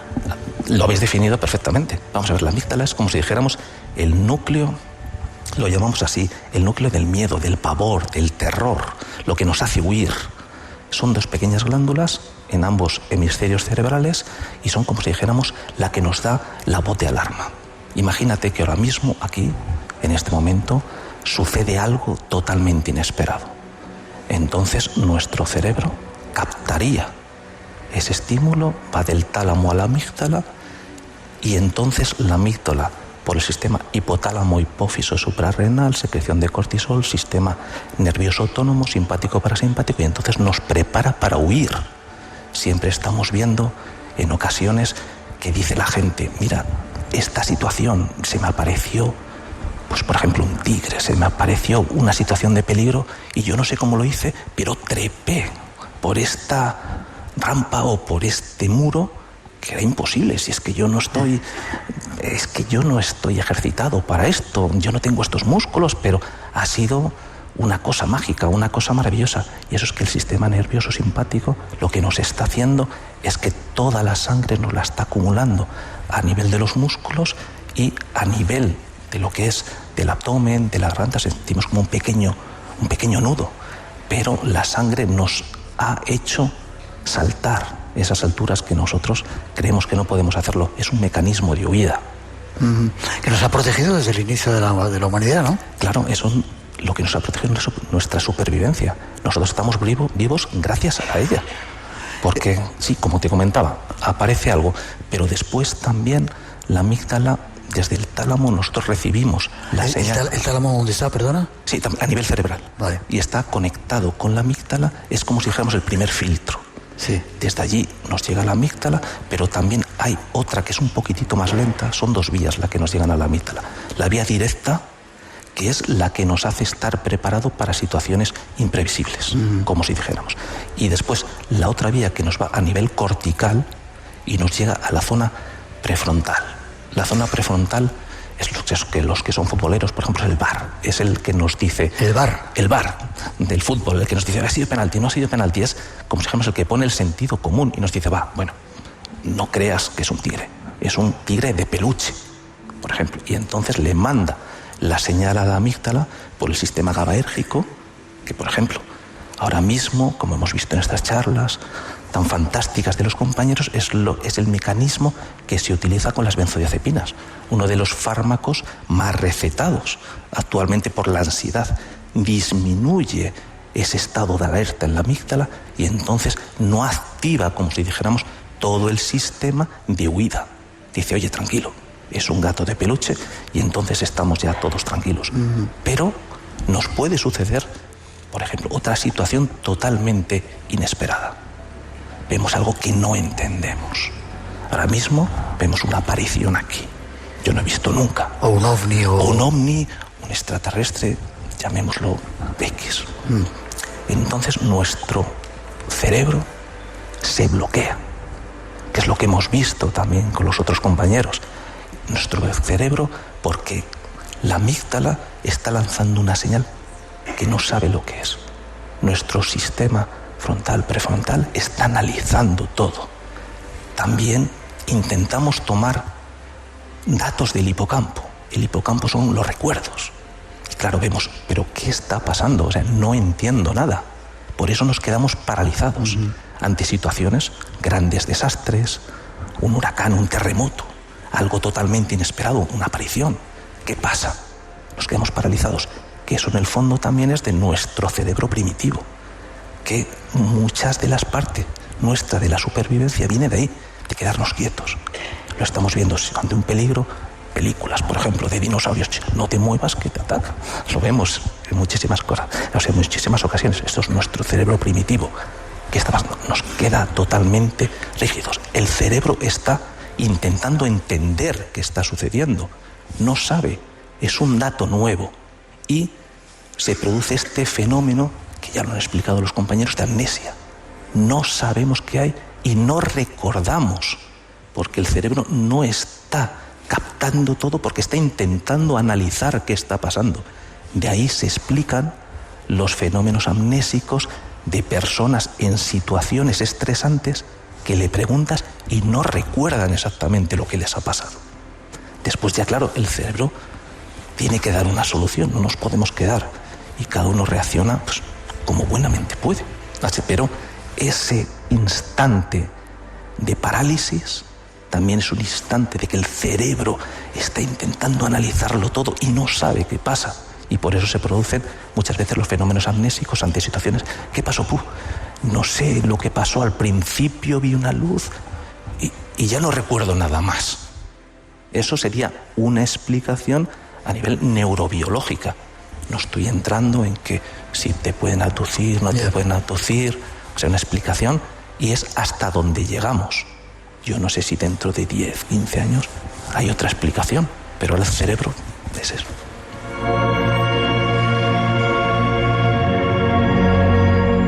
Los científicos como tú habéis mapeado ya el cerebro, sabéis cada parte para lo que sirve, el área del lenguaje, los recuerdos. Sí. Esa es una teoría ya que está, como si dijéramos, superándose. Ahora mismo, antes cuando estudiábamos, yo cuando estudié la carrera, la zona occipital, la zona de la vista, diferentes zonas, ahora vamos más a las conexiones. Todo el cerebro está conectado, son circuitos. De ahí que hayamos oído muchas veces que se hacen resonancias funcionales. Cuando alguien está en una situación, una resonancia funcional, y se activa una zona cerebral. O sea, ya no es mapeado, ahora ya estamos en la siguiente fase. Yo no sé dentro de 20 años hasta dónde vamos a ir, pero lo que estamos viendo es que está todo conectado. Y eso del hemisferio derecho y hemisferio izquierdo, que si tú mueves con uno eres más... Exacto, sí, para la música, otro que si eres más para las matemáticas. Luego vamos a tener un matemático por aquí que debe tener el hemisferio... ¿Eso es verdad? Sí es verdad, pero se está superando, como te he dicho antes. Tienen más desarrollados el derecho, el izquierdo, pero es que está todo interconectado. Estamos viendo personas con tumores cerebrales e incluso que le faltan ciertas partes, pues, por ejemplo, una trepanación del cerebro, pues por cirugías, que no dejan de hablar, que no dejan de calcular. Por las zonas del cerebro han hecho emilectomía, o sea, un lóbulo cerebral, una parte del lóbulo, pero al estar tan interconectado todo, pues entonces no han perdido la función que en teoría deberían de perder. Incluso gente que ha perdido movilidad porque ha tenido un accidente, ¿lo pueden recuperar? ¿Vista? En ocasiones se puede llegar a recuperar pues por circuitos colaterales, que llegan a la zona. Eso sí, si es una zona isquémica ya muerta de cerebro, es como una zona isquémica, por ejemplo, del corazón, pues ya ahí tenemos muy poquito que hacer. Después, habéis comentado aquí el caso, por ejemplo, Antonio Damasio, pues tiene un libro fascinante, pues de una persona que trabajaba en el ferrocarril Cage, que tuvo un pequeño accidente, tuvo una barra que se le metió por la zona del lóbulo, destrozó la zona prefrontal y cambió totalmente su personalidad. De ser una persona tranquila, que le gustaba hacer las cosas bien, cambió a ser una persona mucho más altanera, mucho más irritable, cambió totalmente la personalidad. Eso lo estamos viendo también con los trastornos orgánicos de la personalidad.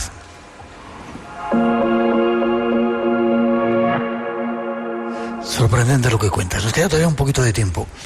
Experiencias cercanas a la muerte. Luego vamos a hablar de móviles. ¿Qué es lo que crees que pasa? Y te digo, últimamente se están haciendo muchos estudios. Afortunadamente hay científicos ya de muy alto nivel que están diferenciando entre cerebro y conciencia. ¿La conciencia está en el cerebro? No sé si... Nosotros, sí, en el hospital, por ejemplo, siempre nos dicen los psiquiatras y los médicos del alma. Yo vengo también del lado oscuro, como dicen. Yo además soy médico de familia, soy internista también. Y últimamente ya me metí en la psiquiatría. Y yo siempre digo lo mismo. El cerebro, el alma, es todo parte del mismo organismo. Es que la cabeza forma parte del cuerpo. Por lo tanto, somos uno.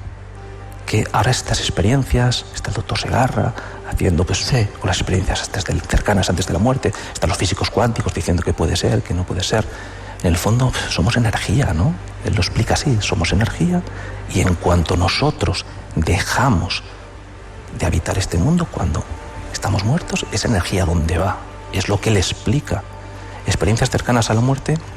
Ya, pero yo lo que creo, sí, la explicación científica, yo creo que estamos en el mismo sitio. O sea, en la zona de la amígdala se ha provocado un hecho muy traumático y esa persona está viendo algo. ¿Qué está viendo? Pueden ser recuerdos, no pueden ser recuerdos, pero es que también estamos viendo despersonalizaciones, que es que se están viendo desde fuera. Desde fuera, Exacto. Eso, la explicación científica no te la puedo dar como tal, pero si lo dicen es por algo, y sobre todo gente de diferentes culturas, de diferentes países. Millones de personas. Claro, que no están interconectadas. Por eso es que el cerebro, conocemos muy poquito del cerebro. Y cuando dais ya por muerte clínica, teóricamente el cerebro está muerto, y sin embargo esas personas que han tenido experiencia te siguen relatando que han estado fuera, que han visto, con pruebas increíbles de que veían como el cirujano le hacía no sé qué cosa. Había un caso que le habían quitado los dientes que tenían y que lo guardaron en un sitio y esa persona vio dónde estaba guardado. ¿Cómo se explica? Eso no tiene explicación. Desde el punto de vista científico, yo no le veo ninguna explicación, pero esa persona nos está relatando un hecho. O sea, una cosa objetiva. Por lo tanto, decían que había muerte cerebral, muerte también a nivel cardíaco, pues el electrocardiograma plano. O sea, esa persona no hay latido cardíaco, pero esa persona nos está contando algo que ha sucedido. Desde el punto de vista científico, no se puede explicar. ¿Crees en la vida después de la muerte? Yo creo que sí. Tiene que haber algo. Porque si no... Somos energía, ni se crea ni se destruye, ¿no? Por eso, lo que hemos dicho antes, tiene que haber algo. Esta energía con la cual nos hemos formado tendrá que ir a algún sitio.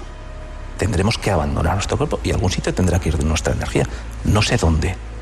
Todavía, o quizá todavía no sepamos dónde va. Otro tema, en 3 o 4 minutitos que nos quedan antes de dar paso a un genio que anda por ahí. Los móviles. Es algo que preocupaba mucho. No sé si eras tú quien nos decía que España es uno de los países donde más se están recetando ansiolíticos. Sí, ahora mismo se ha disparado.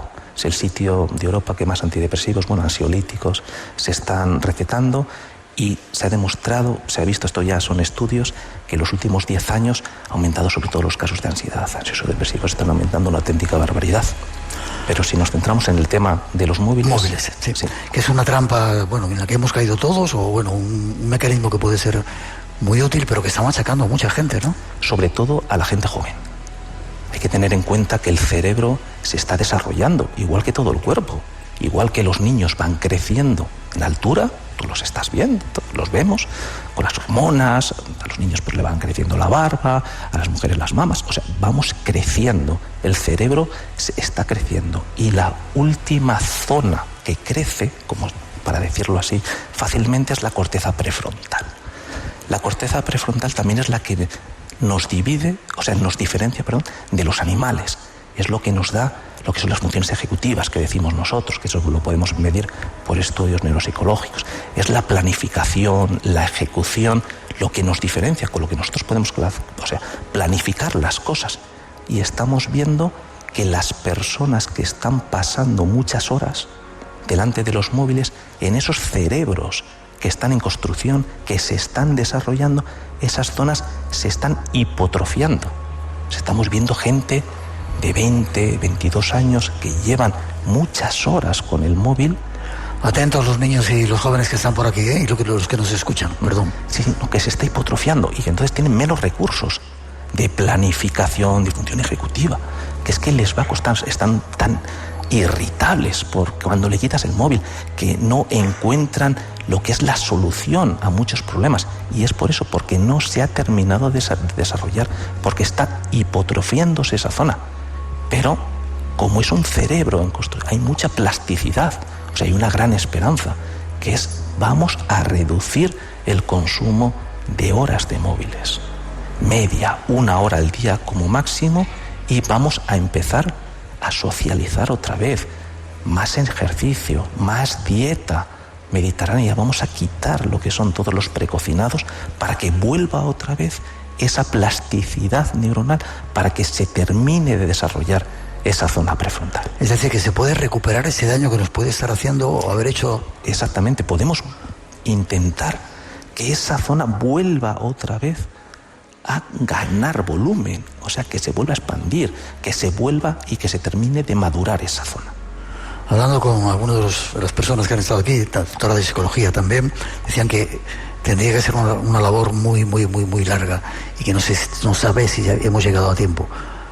Tú dices que puede ser muy rápida esa reconstrucción, esa plasticidad. Esa plasticidad neuronal, estamos hablando sobre todo, lo primero hay que quitar la etiología, o sea, hay que quitar la causa.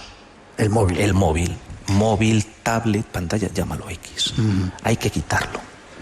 Porque además, ¿qué es un móvil muchas veces? Es un órgano emisor. Te pasas horas y horas viendo un vídeo, viendo otro. Tú no interactúas con el móvil. O sea, eres un mero espectador de lo que quieren meterte. Porque además hay que ver lo que te meten por ahí. Claro. Pues entonces, al quitar todo eso que te están metiendo, tienes que cambiar de actividad. Ejercicio. Tienen que volver los niños, tienen que volver a los parques, tienen que ir, aunque sea al gimnasio, las bicicletas. Y después la dieta.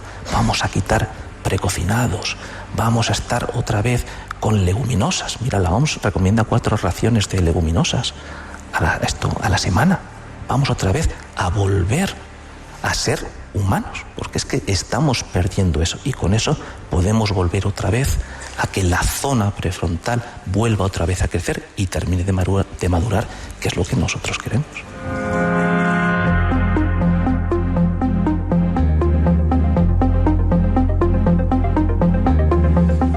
Qué bien, Eduardo, que haya gente como tú que esté investigando en todas estas cosas, y sobre todo que nos dé esperanza para toda esa gente joven que está atrapada en esas redes de los móviles y de las pantallitas. No sé si quieres dar una forma de contacto. Pues mira, en Instagram, que también os digo, lo acabo de crear, o sea, Psiquiatra Mayor Toranzo, Instagram. Ha sido un placer, espero que hayas disfrutado estando con nosotros. El placer ha sido mío, porque además yo pertenezco al otro lado, o sea, al lado que os escucha. Eres un oyente que te has convertido en protagonista absoluto. Y es fantástico estar aquí. Muchísimas gracias por la oportunidad. Te doy las gracias a ti. Un aplauso pido para él y nos vamos con más invitados.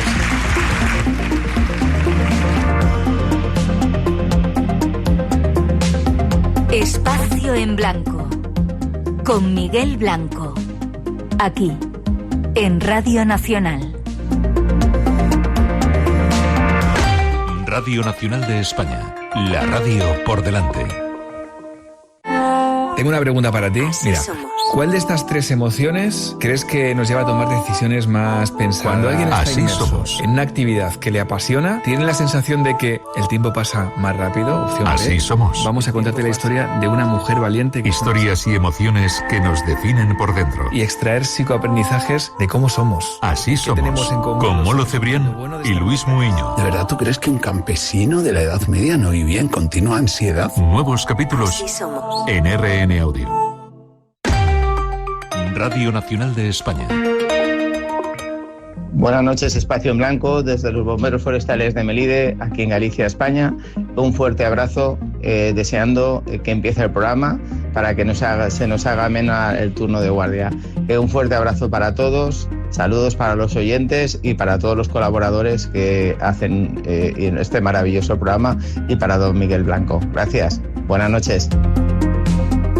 Y ahora, en los últimos minutos, cambiamos de escenario y nos vamos con más invitados que llegan al programa. Después de esa introducción, os lo ofrecemos.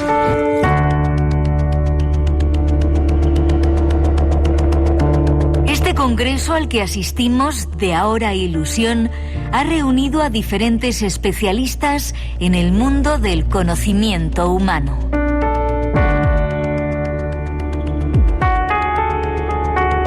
Y queremos aprovechar la ocasión para preguntarles si el antídoto contra el miedo es la ilusión.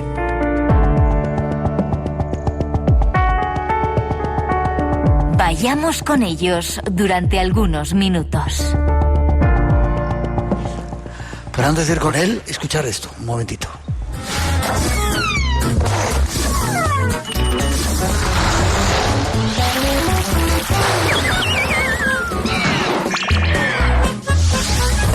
¿Te suena de algo? Esa es la sintonía de Órbita Laica. Tu programa. Está con nosotros Eduardo Sáez de Cabezón. Os pido un aplauso para el matemático. Yo me he sorprendido contigo. Yo veía tus programas, pero viéndote aquí en el Congreso de Ahora Ilusión me he sorprendido muchísimo. Se puede hablar normal, ¿no? Porque he visto que todo el mundo hablaba así como... Puedes hablar como quieras. Muy bajo y tal. Estamos de noche, estamos en un programa... Él no escucha el programa. No. Creo que a partir de ahora, de vez en cuando, nos escuches. Es que a estas horas yo no estoy... Hay una cosa que se llama podcast. Yo duermo mucho. Hay una cosa que se llama podcast. Puedes descargarlo en cualquier momento y lo escuchas cuando quieras. Bueno, cuando vayas a hacer ejercicio por ahí. Matemático, ¿no? Sí. ¿Das clases de matemáticas? Doy clases en la universidad. Sí, yo me dedico fundamentalmente a investigar en álgebra de geometría, topología, y doy clases en la universidad. Vale. Yo lo que sabía de matemáticas es que servía para sumar, restar, multiplicar, dividir y poco más. Y sin embargo, hoy he descubierto contigo que es increíble. Detrás de casi cada cosa que hacemos hay algo matemático. Hay un matemático colombiano, Lucho Recalde, que me gusta mucho. Él dice que las matemáticas son contar, medir y ordenar. Entonces, cualquier actividad que necesite contar, medir o ordenar, ahí hay matemáticas. Contar, medir y ordenar. Ahora, nombrad cualquier actividad en la que no haga falta contar, medir o ordenar. En todo. Entonces, nuestro cerebro, ahora acaba de hablar tocayo, que creo que probablemente será la primera vez que traes a dos Eduardos al programa, ¿no? Sí, bueno, han pasado cosas muy raras en este programa, pero sí. Lo que decía el tocayo es que en nuestro cerebro está preparado, reconduce distintos canales, y uno de los canales o circuitos que reconduce es el de las matemáticas. En general se nos dan muy bien las matemáticas. Es muy humano el ser matemático. Sí, y sin embargo esa versión que tenemos, y a mí me costó mucho lo de las matemáticas, soy más de letras, ¿no? Esa versión que hay en los niños, los jóvenes en clase con las matemáticas, ¿es culpa del profesor? Algunos dicen que es culpa de los profesores, que no sabéis enseñarlas bien, ¿o qué pasa? Es nuestra culpa, porque tenemos un complot contra la humanidad para que no aprendan matemáticas. No, probablemente hay un tema...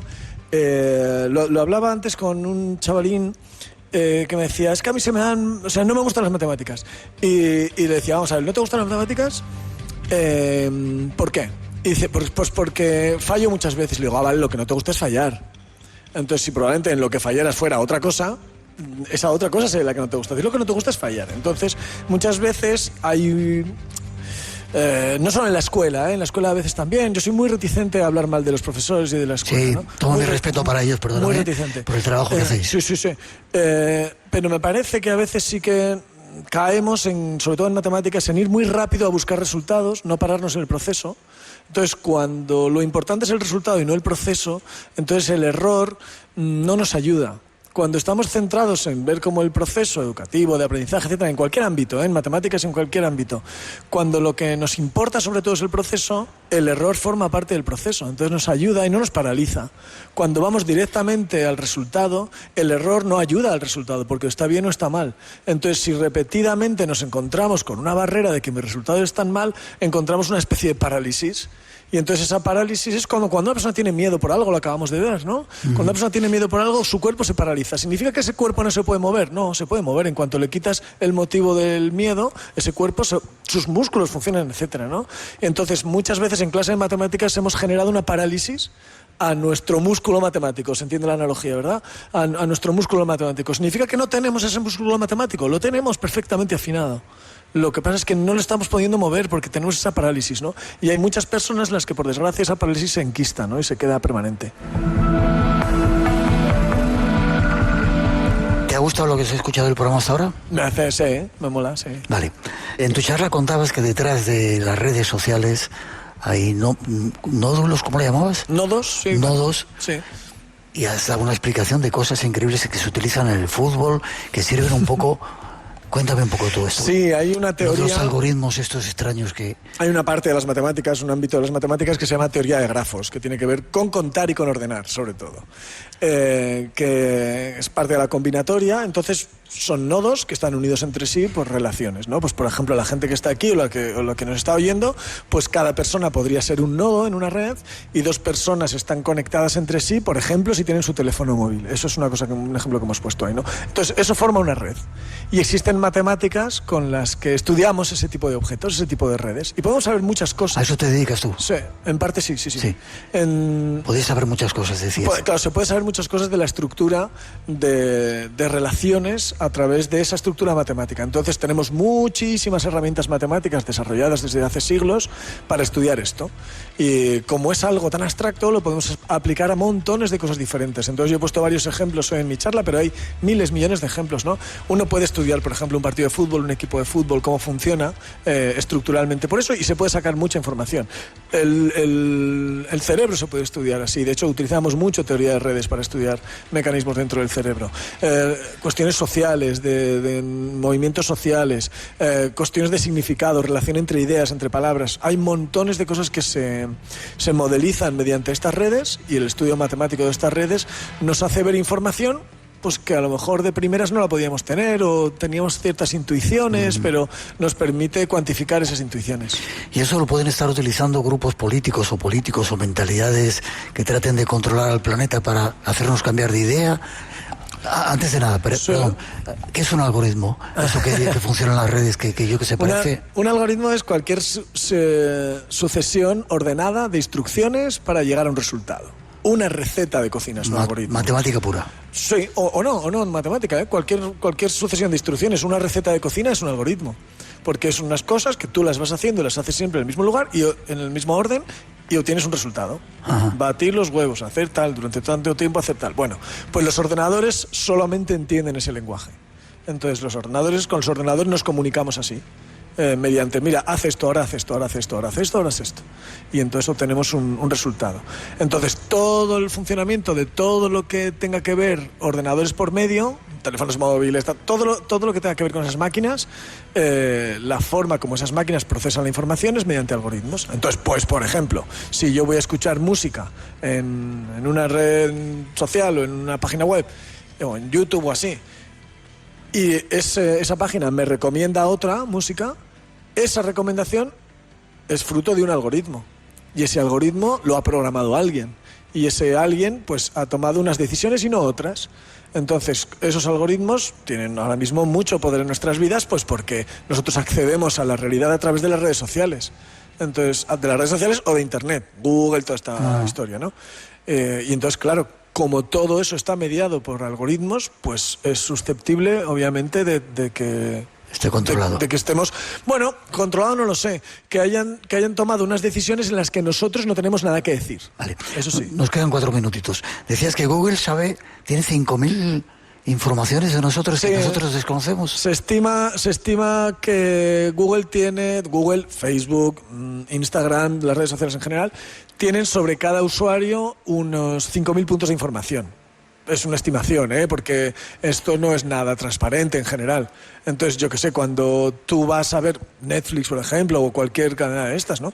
Cuando tú vas a ver algo de eso, pues saben en qué minuto del día has empezado a ver. ¿Qué tipo de series has visto antes? ¿Qué películas? ¿En qué momento te paras? ¿Te paras varias veces? A lo mejor es que tú tienes que ir al baño varias veces. ¿Te paras varias veces o no? Hay un montón de datos y entonces con toda esa información ellos toman decisiones para que tú pases más tiempo viendo Netflix, por ejemplo. ¿Me prometes que vamos a hacer un programa mucho más largo de todo esto? Bueno, podríamos hablar, sí. Vale. Quiero que nos des una receta desde el punto de vista matemático para recuperar la ilusión en estos momentos que estamos viviendo. ¿Antes has dado alguna en tu charla? Hay un par que suelo dar mucho y me fijo en cosas que teníamos en el momento previo a Internet. O sea, yo soy de la última generación que vivió sin Internet. Los que son de mi edad y más mayores vivieron sin Internet mucho tiempo. Los más jóvenes ni han vivido sin Internet ni van a vivir sin Internet. Entonces hay al menos dos cosas que yo creo que estaría bien guardar de aquella época, ¿no? Una es que hay muchas cosas que necesitan un proceso, que no son inmediatas. Y ahora mismo vivimos en un mundo de inmediatez. Y la inmediatez no ayuda a muchas cosas. De hecho, la dificultan muchas veces. Acaban de hablar de ansiedad, ese tipo de cosas. Tiene algo que ver con eso. Y la segunda es hablar con gente que lleva una vida distinta a la tuya. O sea, si siempre hablas con gente que lleva una vida muy parecida, que piensa muy parecido y que está muy parecido en casi todo, pues entonces tu vida va a ser menos rica. Las redes sociales nos facilitan entrar en contacto con esa gente, con gente que tiene una vida, unas aficiones parecidas a las nuestras, pero nos dificulta hablar con gente que tiene una vida muy diferente a la nuestra. Y eso tenemos que ser activos en buscarlo, conversar en la calle con la gente. ¿Y alguna más? Buena alimentación, quizá, como decía. Buena alimentación, sí. Y luego hay una cosa que a mí me mosquea un poco, ¿no? Cuando se dice, el que lo has preguntado antes, cuando has dicho, una receta para huir del miedo o así. Sí. Abracemos el miedo también. Sí. Claro. El miedo es una fuerza que nos dirige a buenos lugares muchas veces. Nos protege. En ocasiones es cuando dicen, joder, es que el miedo te paraliza. Bueno, te paraliza, pero también te buscas la vida cuando hay miedo. Entonces, el miedo, como cualquier otra emoción humana, tiene una parte negativa, pero sepamos aprovechar también la positiva. Qué increíble. Aprendo de matemáticas contigo.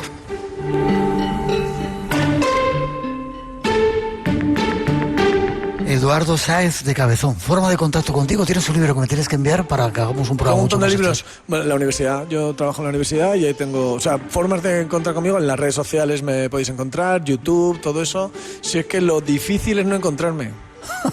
¿Y va a seguir Órbita Laica en la 2? Órbita Laica va a seguir en la 2. Estamos grabando ahora mismo. Qué bien que tengamos programas como ese y gente como tú. Os pido un aplauso para él y súper agradecido porque hayas estado en el programa. Gracias a ti. Gracias.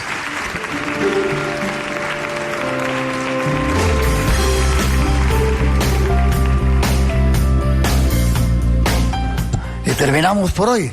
Ha habido un montón de invitados interesantes. Ha sido un placer compartir este tiempo de radio con todos vosotros. Un programa que hemos realizado desde la ciudad del Románico, desde este Teatro Ramos Carrión.